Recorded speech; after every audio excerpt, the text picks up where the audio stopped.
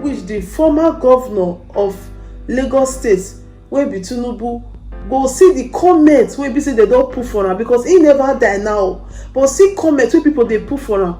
I wish you go fit go different platform, make you go see comments.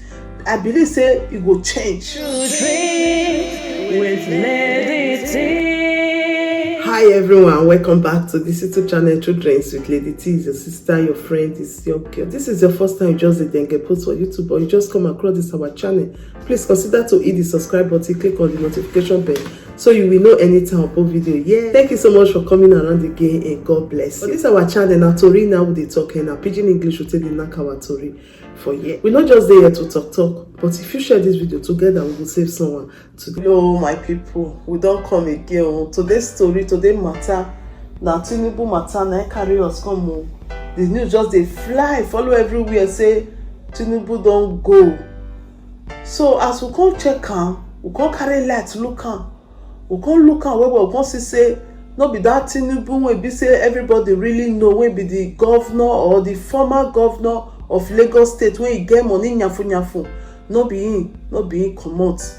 The person wey be say he die, so na still Tinubu that they call am, but he na another Tinubu. According to the way they take talk am, they say na be the former head of service in Lagos State, Alhaji Rafiu Tinubu, is dead. Tinubu died in Abuja on Wednesday at the age of 75 after a brief with the former governor of Lagos State. No be he die.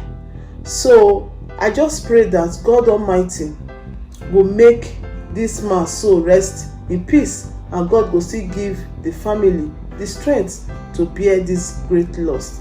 But the way that just full everywhere, we just tire. Wetin come dey happen now? I mean, also the rapture want to take place, wey be say people go just dey vanish one by one like this.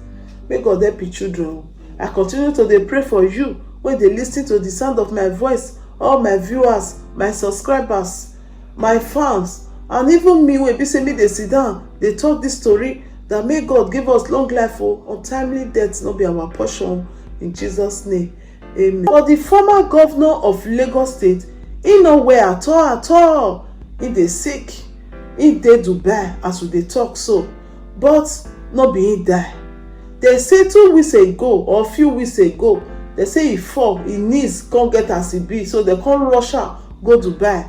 But according to the news, they say he don't respond to treatment, and very soon he will come back to Nigeria. They say no be he there now, so the news talk now, but more fair they look, because now no say Nigeria matter. E be like this thing where they change color, that where they call am camelo.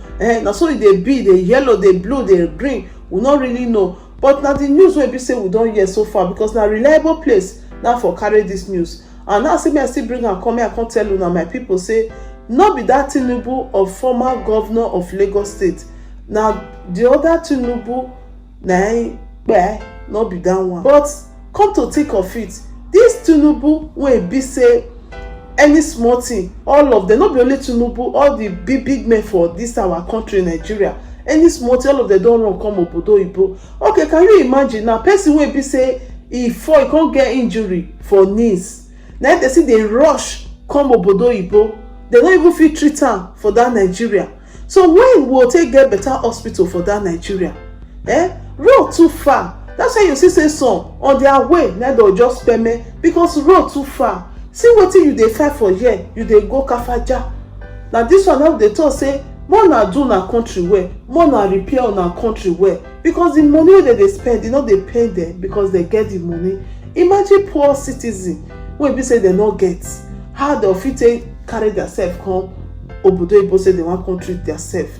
But these people wey be say all this our politicians, all this one wey be say they get money, the way they want enter power, they go use their mouth talk, they go use their mouth buy meat, put for inside soup.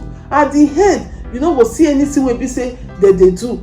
That is really bad. How can somebody just sustain injury for knees, now you just see they come obodo oyibo for? So hospital no even dey that Nigeria wey go even fit treat am. Now wow, I beg, mona try, mona fix up that Nigeria. I fit make a video that time. I say me all these obodo oyibo people, make them know they let them they come abroad, come they treat themselves. make dem tell dem make dem go fix their home, e go better. But they say they allow dem dey come because dem dey fit pay the bill. Because me I know say dem must pay bill. Dem no fit just come treat dem for free like the people wey don already dey the European country wey be the citizen, and dem fit treat all those ones for free. But you wey dey from Africa dey come, you go pay because you get the money wey una fit gather take do better thing for Africa, and dey come spend am for obodo oyibo because of una greediness. It's so bad, it's so bad. It just dey worry dem, they don fly come obodo oyibo. If na neck dey pay dem, they don fly come obodo oyibo. Very soon una go mark am, very very soon they go soon not dey open door for una to dey come again. By then una go know wetin una do una sef. People now, if family now, all of them don full social media, all of them just dey go different platform. They talk say no be you, no be there. They fear make they don't come kill their papa for them. No be you, no be you. Anyway, God knows the best. I wish the former governor of Lagos State, wey be Tinubu, go see the comments wey be say they don put for am, because he never die now. But see comments wey people dey put for am. I wish you go fit go different platform, make you go see comments. I believe say e go change. E go really change, because e never even die now. Come see bad comments. You go really know say he do well or he not do well for this life when he come. So my people, I go leave una with this story for you. Thank you guys for watching. Please, if you have not subscribed to our YouTube channel, consider to hit the subscribe button, click on the notification bell so you will know anytime we put video. Yeah, now true life story that we dey talk for this our channel. And I remain your sister, your friend, your girl, your pikin. Anyone you call me, I did there for you. True Dreams, Bright Life with Lady T. See you on our next video. Ciao, ciao. If there is anything that is bothering you, my friend, please say it so others will learn. Bring it to True Dreams with Lady T,